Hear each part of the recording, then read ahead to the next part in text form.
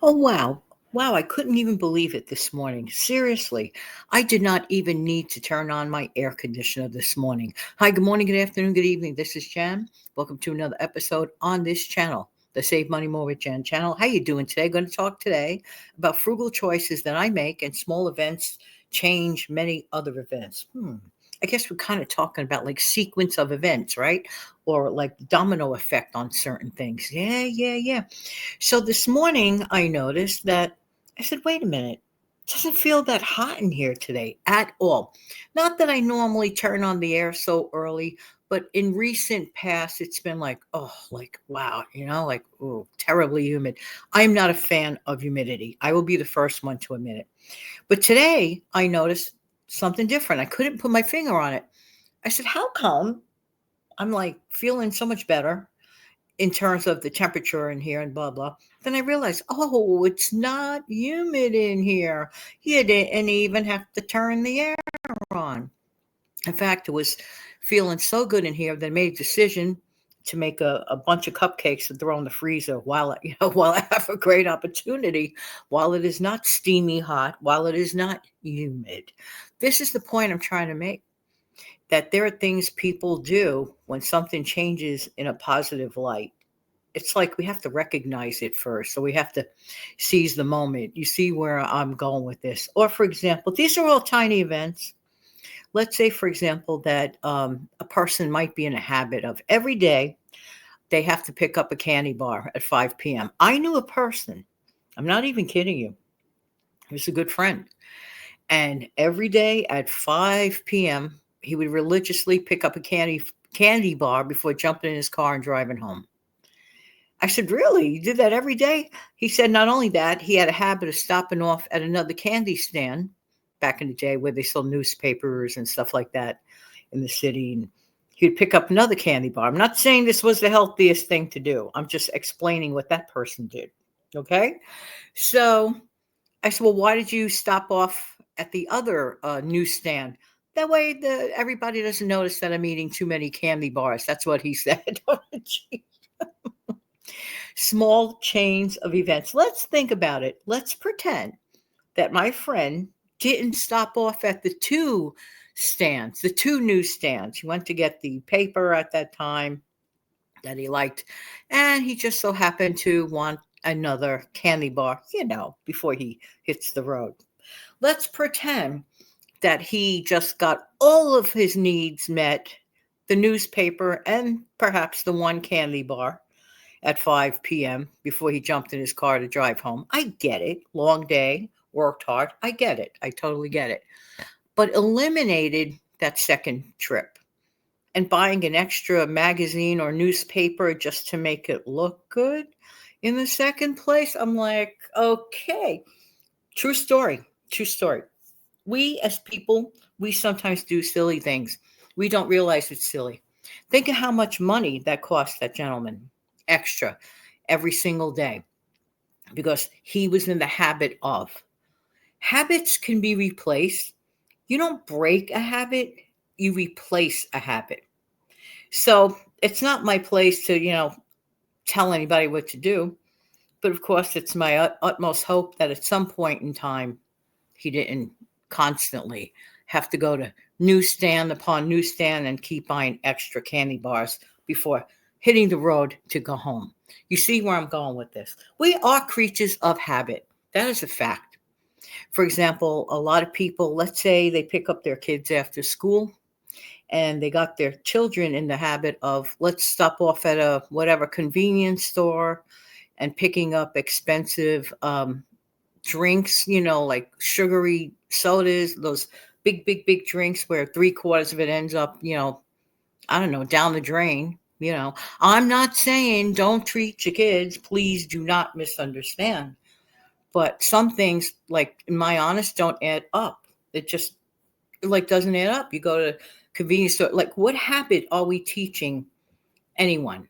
Or even for ourselves. I emphasize, I'm not saying don't go for a treat. I'm not saying don't have a snack after school. I was one of my favorite things that I like to do, not only as a child, but as a, former teacher at 3 o'clock. Well, our day ended at The bell rang at 2:10 for the kids to go to the closet and get their stuff, and we were dismissed at 2:20. So by 2:30, I'm like, okay, what middle afternoon snack would I like? There was like like a throw over to leaving school and having a snack, and that's okay. But it all depends on what you do. Are you spending a ton of money? Are you going to the convenience store? Or did you bring something from home? A good, healthy snack, or stop off somewhere and buy that healthy snack, whatever. I'm just saying how little things trigger, for example, other events. And also because of, the weather this morning being the way it is, I said, today's a good day for me to pre-plan my hamburgers. What do I mean by pre-planning my hamburgers? Do I sit down with a map and pre-plan burgers? No. What I like to do is make my own handmade patties, season them up the way I like them, right? But I have not been doing the patty method. I've been doing the smash burger method of taking an 8x8 rectangular pan. And this is a really good trick. Excuse me, I always say rectangular. It is not. It's a square pan. My 8x8 square pan. And I take my meat, for example. I could take a couple of those pans, and I could take my packages of meat, flatten them down, bake them off, season them up. First, season up the ground beef the way I like it. Or you could do the same trick, by the way, with ground turkey, because the weather was not humid. So I said, this is a good opportunity. So I put it on, preheating it at 350, smash them down.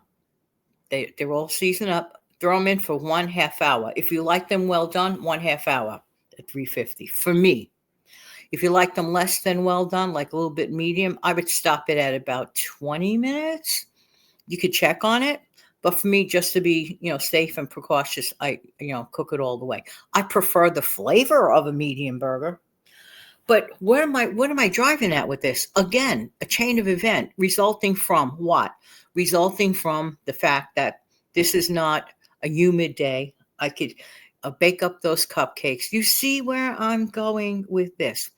Or I could say, boy, this is a great day to take a walk, an early walk, without, feeling too sweated up. And, I'm not a fan of humidity. I'm just saying the, doggone truth. I am not a fan of humidity. I am not. I don't mind 85 degrees dry. I'm good with that. I'd rather have 85 degrees dry than have 78 degrees humid. Ugh. And then when it's hot and humid, oh no, you don't want to be around me. Why? Because I feel like a bear. I feel like I'm gonna just go, I just don't like it. Chain of events. What are the chain of events? Have you ever woken up in a more ambitious mood? For example, this is the day that you want to be a weekend warrior. And it might have happened. Has that happened to you? It's interesting. What could trigger you to have that more motivated day? What can make you want to tackle more things? I recommend, and I'm no expert, just logic.